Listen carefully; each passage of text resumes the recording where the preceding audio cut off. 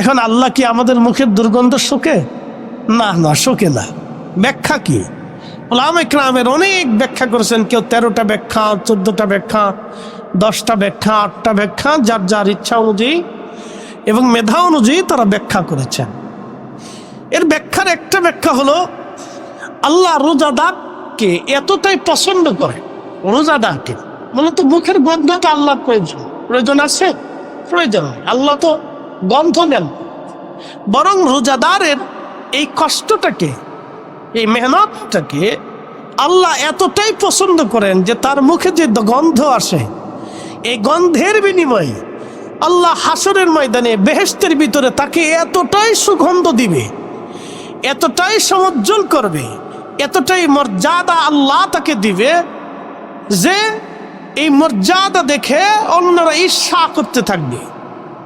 রোজাদারের মুখের দুর্গন্ধের বিনিময়ে আল্লাহ তাকে এতটাই মর্যাদা দিবে, এত নিয়ামতের অধিকারী আল্লাহ তাকে করবে যে বেহেশতের ভিতরে তাকে আল্লাহ এত উচ্চ মাকাম দিবে, এতই চমৎকার দিবে। যখন আপনি আমাদের দেশের কোনো একজন অনেক বড় ধনী সম্পদশালী ব্যক্তির বাড়িতে যদি যান, তখন একজন শিল্পপতির বাড়িতে গেলে দেখবেন যে তার বাড়িটা, ঘরটা অনেক সুন্দর করে সাজানো, তার বাচ্চার রুমটা, তার স্ত্রীর রুমটা অনেক সুন্দর করে সে মনের মতো সাজিয়ে ঘরের মধ্যে থাকে। তো একজন সাধারণ খেটে খাওয়া মানুষ সেই ঘরের ভিতরে যাওয়ার পরে আশ্চর্য হয়ে বলবা, হা কত সুন্দর করে সাজাইছে, তার কাছে আশ্চর্য বোধ হবে।